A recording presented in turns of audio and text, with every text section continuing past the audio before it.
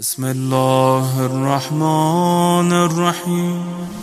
عقل ایک ایسا وسیلہ ہے جو تمہیں سوچنے پر مجبور کرتا ہے، اور اسی عقل کے لیے فرمایا العقل نور۔ عقل کیا ہے؟ نور ہے۔ بعض اوقات شیعوں میں ایک بحث چھڑی کہ اہل بیت نور ہیں یا بشر ہیں۔ بڑے بڑے علماء نے کتابیں لکھی، کسی نے کہا بشر ہیں، کوئی لڑ پڑا نور ہے۔ حالانکہ نور اور عقل دو مترادف چیزیں ہیں۔ اہل بیت عقل ہیں، اہل بیت نور ہیں، اس کا مطلب یہ ہے کہ اہل بیت کیا ہیں؟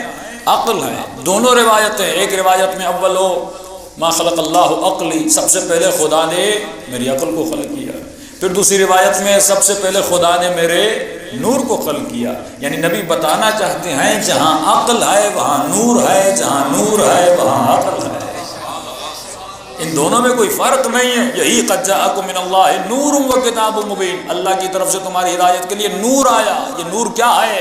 فرمائیے عقل اول ہے، اور عقل اول کیا ہے؟ یہ محمد مصطفیٰ ہے صلی اللہ علیہ وسلم۔ تو جب کانسیپٹ کلیئر نہیں ہوتے، ایک عالم کتابیں لکھ دیتا ہے، اپنا ٹائم ضائع کر دیتا ہے، جبکہ اس کو ایک چھوٹا سا کانسیپٹ سمجھ میں نہیں آتا کہ یہاں پہ نور سے مراد کیا ہے۔ نور یعنی عقل۔ کبھی کہا العلم نور، علم نور ہے، کیونکہ علم خود عقل ہے۔ جب علم آئے گا تو عقل بڑھے گی۔ عقل بڑھے گی اس کا مطلب یہ نہیں کہ کلاس ہو، اس میں چھوٹی سی عقل ہے اور اس میں آپ علم ڈالتے جائیں گے تو کلاس فل ہوتا جائے گا، اس کا مطلب عقل بڑی ہو رہی ہے، نہیں، کیونکہ خود علم عقل ہے۔ جہل بے عقلی ہے، ضد عقل جہل ہے، اور جہاں پہ علم ہوگا وہاں پہ عقل ہوگی۔ عقل یعنی بیداری، عقل یعنی ہوشیاری، عقل یعنی وجود بیدار ہونا چاہیے۔ ہم نور کیوں کہتے ہیں؟ کیونکہ نور ظلمتوں کو ہٹاتا ہے۔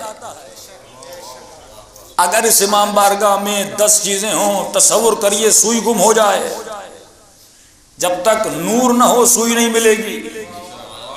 تبھی نبی کی زوجہ فرماتی ہیں کہ جب گھر میں سوئی گم ہو جاتی تھی انتظار کرتی تھی مصطفیٰ کب آئیں گے، کہ ان کے چہرے سے اتنا نور نکلتا تھا، یعنی ظاہری نور بھی تھا، باطنی نور بھی ان کے وجود میں تھا۔ تو جب تک انسان اس نور کو نہیں سمجھتا، یہ نور روشنی ہے، روشنی کو نور اس لیے کہا جاتا ہے کیونکہ ظلمتوں کو ہٹاتی ہے، اور نور جہل کو ہٹانے کا نام ہے۔ علم بھی جہل کو دور کرتا ہے۔ تو فرمائیے لازم و ملزوم ہے، جہاں عقل ہوگی وہاں علم ہوگا، جہاں علم ہوگا وہاں عقل ہوگی۔ علم عقل کو بڑھاتا ہے، اور فرمایا مجلس حسین میں جب تم آتے ہو یہ مجلسیں تمہاری عقل کو بیدار کرنے کے لیے ہیں، یہ تمہارے وجود کو اوپر لے جانے کے لیے ہیں۔ تبھی میرے امام کا فرمان ہے کہ 1 گھنٹہ نور کی محفل میں بیٹھنا، 1 گھنٹہ علم کی محفل میں بیٹھنا، یہ 10 مرتبہ پورے قرآن کو پڑھنے سے افضل ہے۔ اللہم صلی اللہ۔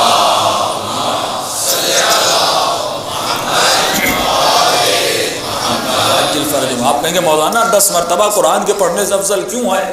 کیونکہ جب مومن قرآن پڑھتا ہے تو قرآن سمجھ میں نہیں آتا، عربی ہے، الفاظ زبان پر جاری کرتا ہے، لیکن جب حسین کی مجلس میں آتا ہے اسی قرآن کی تفسیر کو بھی سمجھتا ہے، تبیین کو بھی سمجھتا ہے، حقیقت کو بھی سمجھتا ہے۔ تو فرمایا خالی قرآن پڑھنے کا ثواب اور ہے، اور قرآن کو تفسیر کے ساتھ پڑھو گے تو 10 مرتبہ تمہیں ثواب زیادہ ملے گا۔ صلوات پڑھے محمد